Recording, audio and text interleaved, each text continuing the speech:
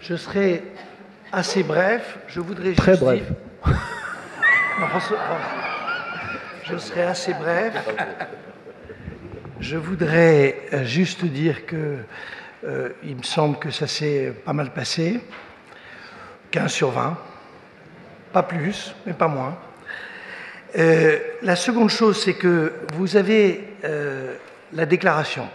Alors, je me suis souvent interrogé sur le sens que prenaient ces déclarations, parce qu'au fond, c'est un travail qui représente un grand plaisir de discussion entre des économistes, qui est toujours évidemment compliqué, économistes amis ou pas. Mais en réalité, les mesures que nous préconisons, on avait par exemple l'année dernière, nous avions souhaité que le G8 disparaisse. À l'évidence, nous n'avons pas été suivis dans nos préconisations. Et donc, je voudrais insister sur le fait que les propositions qui sont faites sont l'illustration de l'ère du temps. En réalité, quand on regarde bien l'histoire des économistes, on s'aperçoit que, peut-être un peu par chance, peut-être un peu par talent collectif, nous avons fait apparaître des idées, vous vous souvenez, les ressources rares, les capitalismes, enfin, etc., etc. Et cette année, ce qui m'a frappé de manière évidente, et toutes les propositions que nous avons élaborées ont pour but juste de souligner ces points, c'est d'abord le fait que la société civile, les sociétés civiles, auront leur mot à dire après une période assez facile, sur laquelle c'est facile d'avoir un consensus où les États ont été très actifs. Quels que soient les chiffres évoqués, c'est des chiffres gigantesques, et personne n'a remis en cause le fait que les États avaient été très utiles, très efficaces. Quand je dis État, c'est évidemment les banques centrales, c'est l'ensemble des interventions publiques, collectives, et il a été évoqué beaucoup d'idées, le G20, enfin, beaucoup de choses sont apparues.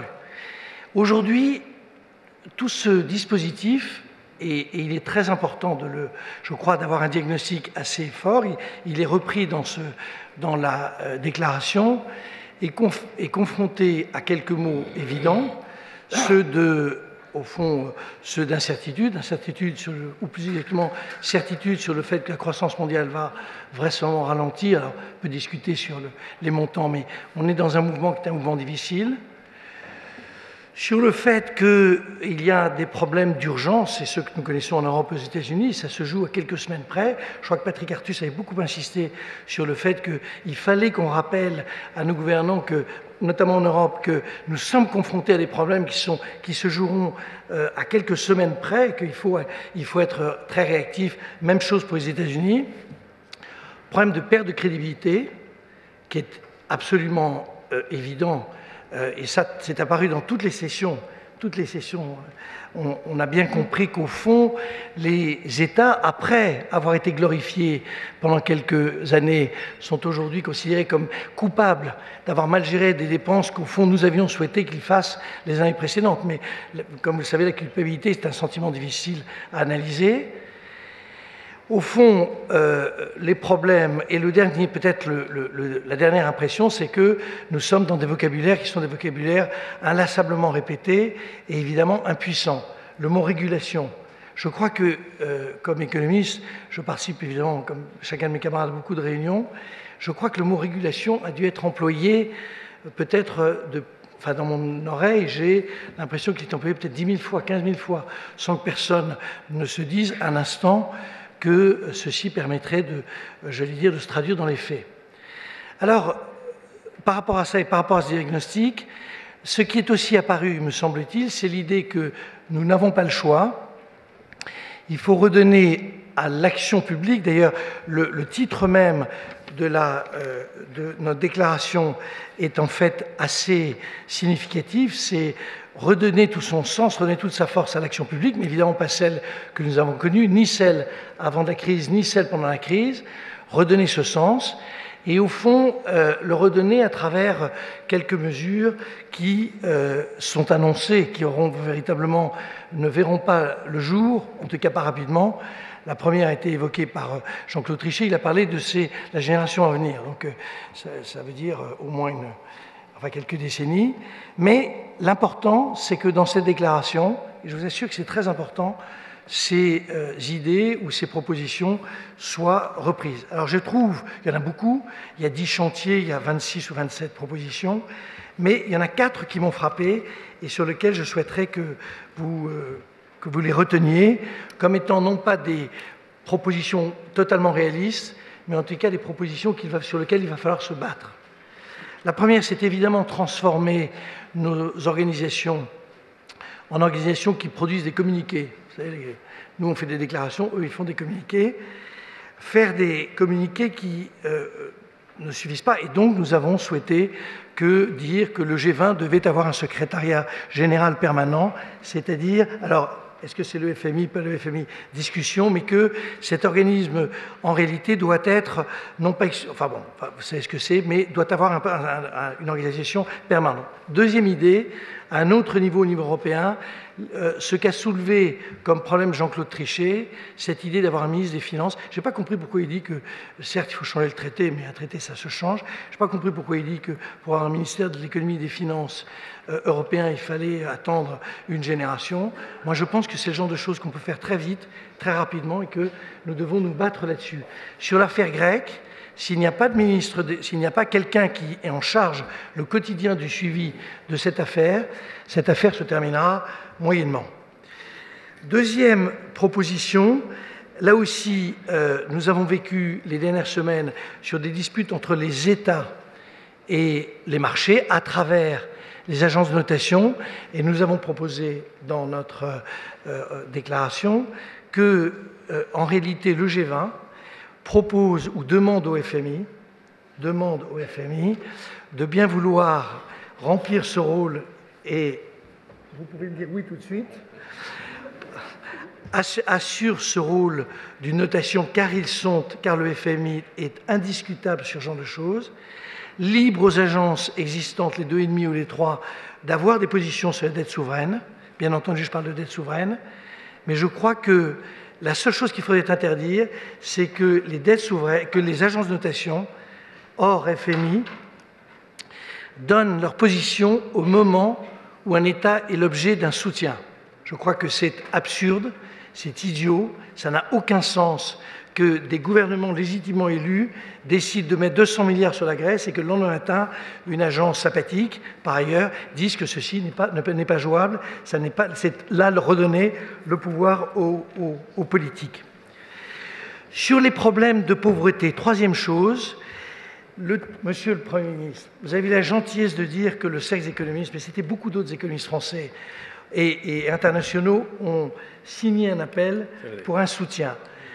On fait mieux aujourd'hui. On écrit que nous souhaitons, alors la formule, elle est plus directive, sans conditionnalité, sans y attendre des années, de manière la plus efficace possible, nous souhaitons que le G8, qui s'est engagé là-dessus, dégage les 40 milliards pour l'Égypte et pour la Tunisie, 39 pour la Tunisie.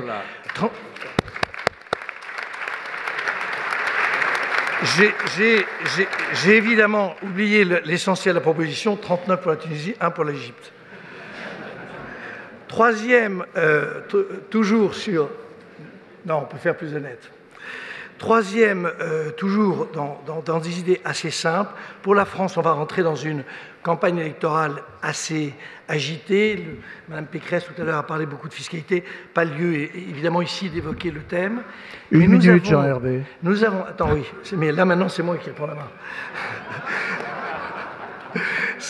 main.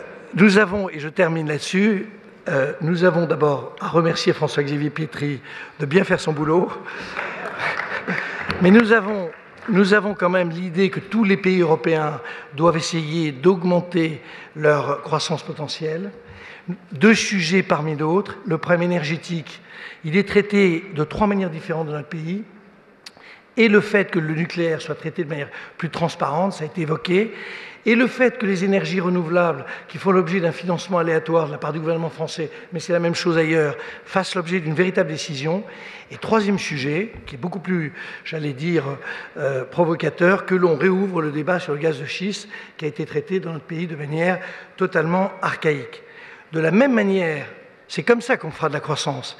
De la même manière, nous ne ferons pas de croissance si nous n'arrivons pas à réinverser les flux intergénérationnels des plus de 60 ans.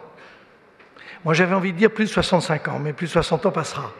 Plus de 60 ans au moins de 60 ans, que l'on arrive en réalité à accueillir dans nos pays les jeunes de manière à peu près normale et en matière fiscale, et ceci se traite par des problèmes de fiscalité sur les successions, et évidemment sur le marché du travail, et je suis ravi de terminer là-dessus. C'est dans la déclaration, c'est une position que beaucoup d'entre nous ont eue, c'est venu d'ailleurs d'un des membres du service économiste, se battre pour que dans notre pays, le contrat unique, c'est-à-dire un contrat de travail, point, soit réalisé et qu'on arrête de traiter les jeunes sur le marché du travail de manière scandaleuse. Voilà ce que je voulais dire, mon cher François-Xavier, et je te cède la parole pour que tu puisses... Ah si, bah, il peut pas s'empêcher. Je voulais remercier... Non, mais attends, ça fait partie des trucs. D'abord, on a choisi le thème l'année prochaine. On a fait un test ce matin au petit déjeuner, et l'idée... Non, mais c'est une idée, mais elle n'est pas absurde.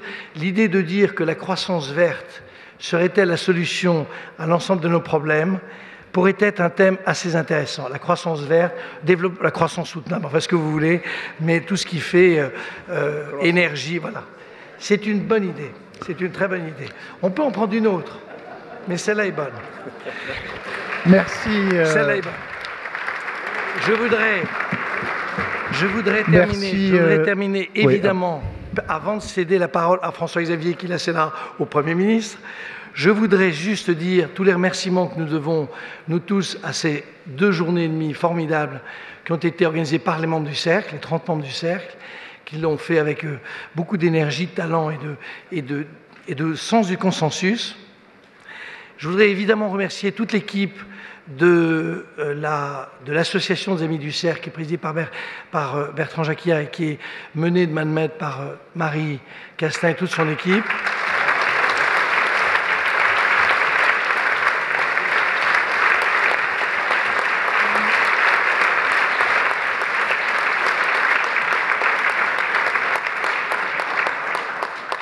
Et qui nous a d'ailleurs préparé un déjeuner, donc c'est bien. Et troisième aspect, je voudrais évidemment remercier tous les participants, tous les journalistes, tous les intervenants, tous ceux qui nous ont aidés depuis 2 jours et demi à faire qu'il y ait l'année prochaine, de nouveau, des rencontres économiques, des rencontres du Cercle économiste. Merci.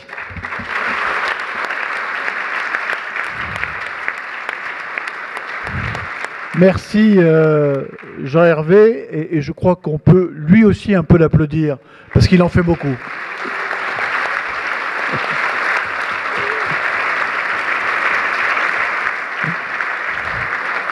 Et je voudrais maintenant que Monsieur le Premier ministre tunisien nous fasse l'honneur de clôturer cette séance.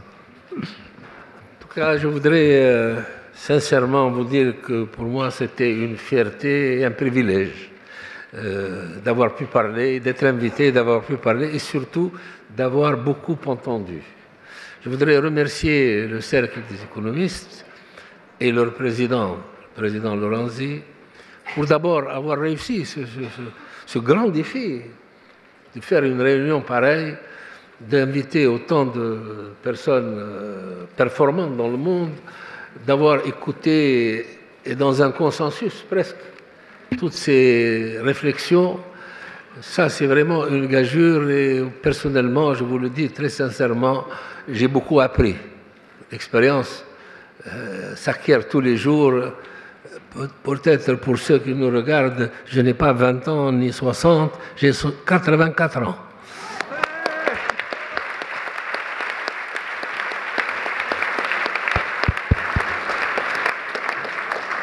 C'est ce qu'on appelle le printemps arabe. Et j'apprends tous les jours. Et j'apprends tous les jours. Alors, pour réagir à la question qui a été posée par la salle, je voudrais vous dire mon impression personnelle. C'est que nous sommes peut-être au début d'un autre cycle. Pour nous, les pays comme Mustapha, les pays africains ou les pays du tiers-monde, nous avons eu la période coloniale. Et cette période est passée et tout le monde a viré sa cutie, et les colonisés et les colonisateurs, ce qui est une chose formidable. Deuxièmement, nous avons eu la période des indépendances. Nous-mêmes, nous en avons participé, nous en avons profité.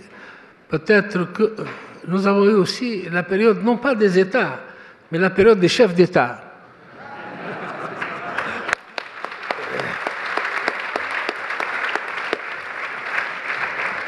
Qui ont exploité les peuples et exploité l'État. Et maintenant, peut-être que nous sommes au début de ce cycle où les peuples vont avoir droit à la parole. Et il commence. Donc, nous avons commencé. Il y a d'autres pays où les peuples commencent à parler. Et je pense que ça, c'est une donnée fondamentale et que d'ici vers l'avenir, nous allons vers l'expression des peuples qui vont reprendre la parole. Et déjà, on s'est débarrassé de pas mal de chefs d'État qui ont exploité la situation.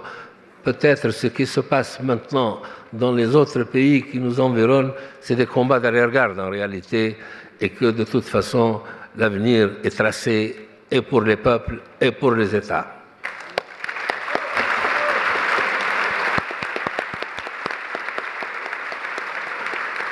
Voilà.